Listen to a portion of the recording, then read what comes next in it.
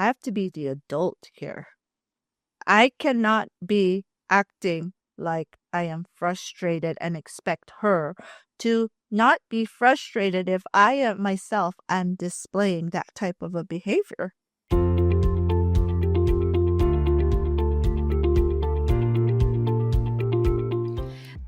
Welcome to Everyday Parenting, a down-to-earth podcast presented by Bricks and Blocks Coaching. Tune in as we dive into the real-life experiences of parents or grandparents. In this season, we are exploring a very common emotion that most parents experience, guilt. If you like to connect with our unguilty parenting stories, please like and subscribe to the show. I'm Sweta, a curious parent who loves to bring experiences from other parents to our audiences. Today, we have Elee, who is joining us on our podcast. Elee, would you like to introduce yourself as a grandparent? Yes. Hi, Sweta. So my name is Elee Joven, and I am coming in today as a grandparent to two girls, ages 5 and 10. And I am in the greater Los Angeles, California area. Wow. Is there a difference between being a parent and a grandparent? Oh, yes. Grandparenting is so much easier. So I'm sorry. Okay, so I have 4 children, and my 4 children are all adults now. Those were some of the hardest times of my life. But guess what? Now that I'm a grandparent, because they're not my kids, I love them to death. But when I am tired, I can just give them back to the parents.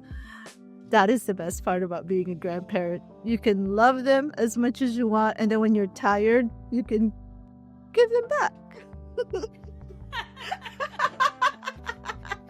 Take the responsibility when you want to, give them away when you're tired. Exactly.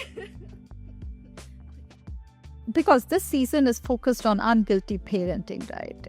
Do grandparents face guilt? And I'm going to say yes, because since my girl was a baby, I'm talking about Josie, who is the 5-year-old, okay? I've had an attachment to her, like a super, super close attachment to her. She was born at a time when I needed that. So that's why I'm so close to her. Now, however, I don't know, maybe that closeness had some kind of a weird effect because me and this girl are similar in a few ways. We're both type A personality, very strong-willed. We go after what we want. And when we say no, we mean no. So in Josie's case, yes, she is like the love of my life.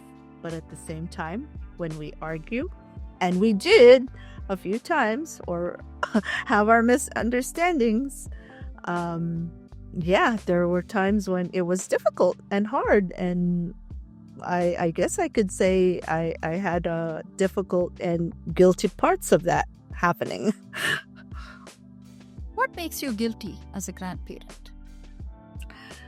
So with Josie, because our attitudes were very similar, sometimes even though when I ask her to do things and she doesn't want to. Or the opposite. Even though I don't want her to do something, she'll still do it regardless without even asking. But there was one particular time wherein she hadn't showered for 3 days. And I was already getting tired of asking her to please go shower. But she just did not want to. It got bad to the point where I had to call her dad, who was living in a different state in Colorado. Her mom was on a vacation, by the way, because her mom and my son, their brothers and sisters, they went on a vacation, so I had to babysit the two, right? So now, here I am babysitting. Oh gosh. Josie doesn't want to shower, so I can't call Chloe, my daughter, because she's on a cruise ship, so I have to call the dad. I'm like, I need your help to get Josie to get into the shower. What does Josie do? She cries and throws a fit and a tantrum because her dad is there to rescue her. I'd say, Grandma is dizzy, Grandma's that. So she starts crying and screaming, I don't want to shower. She gets my phone while she's on the phone with her dad, and she goes to the bathroom. And she locks the door.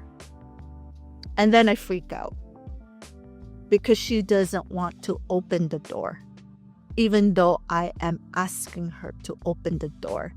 She just keeps screaming and crying while her dad is with her on the phone for 20 minutes.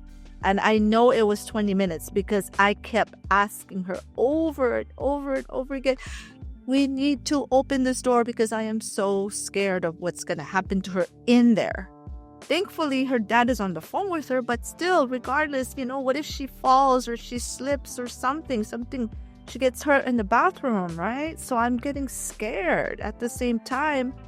And yes, I was feeling scared and frustrated, but at the same time, I was also thinking, this is such a ridiculous situation. Why are we even having this? Why is this even happening? Like, how did it get this bad? Why? How did you resolve the situation? Oh my goodness. Well, with the help of the dad who was on the other line of the phone, that really helped. The dad is very calm. I, on the other hand, was not.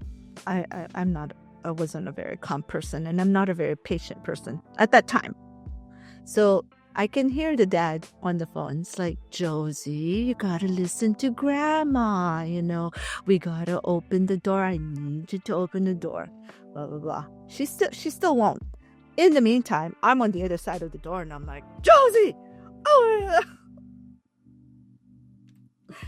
Okay, that did not work. That did not work at all. So what I had to do was just step away and calm down. I had to just let the dad try and do this on his own because he has a more calmer voice than me. So step away and just, okay, it'll be okay. And then after that, I had to think to myself, oh my goodness, I have to be the adult here. I cannot be acting like I am frustrated and expect her to not be frustrated if I myself am displaying that type of a behavior. So yes, I had to make that adjustment and think I have to be the adult and the role model. So eventually I had to calm myself down and talk in a nicer way. Josie, as if I'm being patient. Yeah. And that was kind of hard because that's not really me at that time. I'm not always that patient person. Then the last thing is we just have to diffuse the situation. I asked the sister, who was 10 years old, for help. I'm like, baby, I need your help. Please talk to your sister and then get her to shower. And to ask my 10-year-old, she wasn't 10 at that time. She probably was 8 or 9, probably 8. And that was the only way because Josie will listen more to the sister than me. So yeah, I was just not being a very good grandparent. I'm sorry. Oh my God. You don't need to.